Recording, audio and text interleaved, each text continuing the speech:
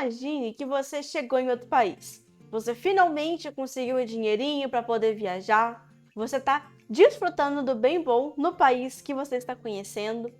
Você conhece alguém, você começa a conversar com essa pessoa e você já sabe alguma coisa de inglês, então você já sabe se apresentar.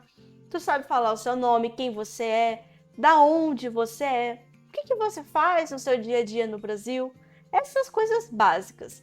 Mas você ainda tem dificuldade de perguntar coisas específicas para essa pessoa. Por exemplo, quem é você? Onde fica o banheiro? Quanto custa aquilo ali? Quem é essa pessoa? Que horas são? Perguntas bem básicas, bem cotidianas, mas que sem elas a comunicação fica truncada. E todas essas perguntas, apesar de quererem informações específicas diferentes, elas têm uma coisa em comum. O que elas têm em comum são justamente as question words. Palavras que a gente coloca no início da frase justamente para pedir do interlocutor, pedir da pessoa que está te ouvindo alguma informação específica. E no inglês, cada palavra tem uma informação, cada palavra tem uma função específica. E é isso que a gente vai ver hoje. Vamos entender mais a fundo quais são as question words, as mais comuns, né?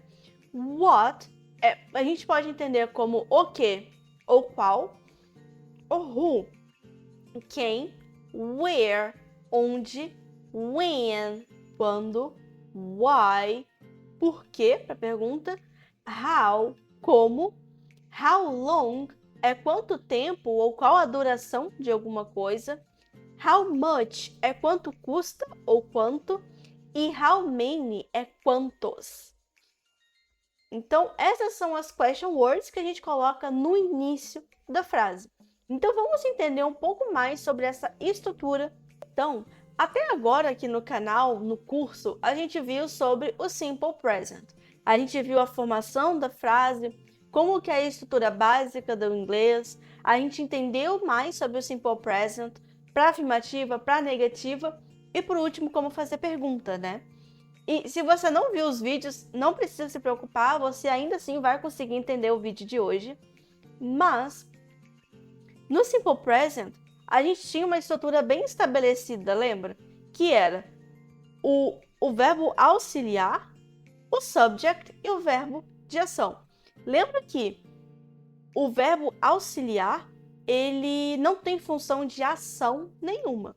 A única função que ele tem é de mostrar para a gente que está ouvindo em qual tempo verbal a gente está se comunicando.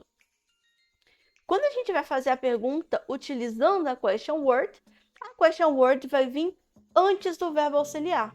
Então, a gente vai ter question word, verbo auxiliar, subject, o sujeito, e o verbo de ação. Então, por exemplo, what do you do? What do you do? What do you do? Tá? Mas não se preocupe, vamos entender a função e a explicação e o significado de cada question word para depois montarmos algumas frases. Então, por exemplo, a palavra what, a question word what, a gente já viu que ela significa o que ou qual. E a gente utiliza quando a gente quer saber alguma informação específica. Sabe essas informações que a gente coloca no formulário? Um documento? Então, o seu nome, o seu endereço, o seu telefone. Tudo isso são informações específicas. E a gente utiliza o what para perguntar sobre elas. Por exemplo, what is your name? What is your phone number? What is your address? What is your favorite movie? What do you do? What time is it? Me responda aqui embaixo. What is your favorite food? Em seguida, nós temos a palavra who. E presta bastante atenção tanto no spelling, como que ela é escrita, e na pronúncia. No inglês, existem várias palavras que se a gente pronuncia errado, a gente causa um ruído ali na comunicação. E isso pode ser um problema para que a outra pessoa consiga te entender. E nas question words, isso é muito frequente. Então, por exemplo, o who, que a gente usa para perguntar sobre pessoas, quem, pensa no R de carro, carro, e a palavra who, a gente vai falar who também. Então, por exemplo, a gente tem ali who is she, quem é ela? Who is your teacher? Quem é a sua professora, o seu professor? Who do you live with? Com quem você vive? And who is your best friend? Quem é a sua melhor amiga, o seu melhor amigo? Então, quem a gente utiliza a question word who. Então, está sempre relacionado a pessoas. Em seguida, nós temos a question word how. Eu trouxe essa question word logo em seguida do who de propósito, porque frequentemente eu vejo os alunos confundindo as duas, tanto no spelling, na escrita, quanto na pronúncia. Lembra que o who é o R de carro e como se fosse um U ali no final. O how, não. Vai ter o R de carro, o O vai ter som de A e o W que vai ter som de U. Então, how. Por exemplo, how are you? How do you go to work? How do you study English? E essa palavra how, ela vai ser utilizada para perguntar sobre maneira ou condição. Então, quando eu pergunto how are you, eu estou perguntando qual é a sua condição. Quando eu pergunto how do you go to work, eu estou perguntando a maneira com a qual você vai para o trabalho. E how do you study English? Então, a maneira como você estuda inglês. Em seguida, nós temos a question word where. Where é utilizada para perguntar sobre lugares, localização, seja um país, seja um estado, seja uma cidade. Então, por exemplo, where do you live? Onde você vive? Where are you from? Onde você... Where are you from é da onde você é. Where are you from está perguntando a sua origem. Where is the bathroom? Onde é o banheiro? And where do you work? Onde você trabalha. Imagine que você está num aeroporto e você quer saber onde que fica o portão 15, né? Você vai chegar para o atendente ali, para o comissário, para quem estiver ali para te auxiliar, e você vai perguntar, where is gate 15? Where is gate? Em seguida, eu trouxe o when, logo em sequência do where, também porque eu sempre vejo os alunos confundindo as duas. Lembre, where vai ser sobre localização, enquanto que when vai ser sobre datas, tempo, momentos. Então, por exemplo, when is your birthday? Quando é o seu aniversário? When do you study English? Quando você estuda inglês? When does the movie start? Quando que o filme começa? Em seguida, nós temos o why. O why é o porquê, né? E ele é utilizado para perguntar sobre razões, motivo de alguma coisa. Por exemplo, why are you tired? Por que você está cansado ou cansada? Why do you like traveling? Por que você gosta de viajar? Why do you study English? Por que você estuda inglês? E para responder as perguntas utilizando o why, a gente vai utilizar because. Because é o nosso porquê para a resposta. Então, por exemplo, why do you study English? I study English because I like the language. Because I am an English teacher. Because I want to improve myself. Também são possibilidades. Então, lembre, o why é para a pergunta e o because para a resposta. O how much vai ser quanto custa.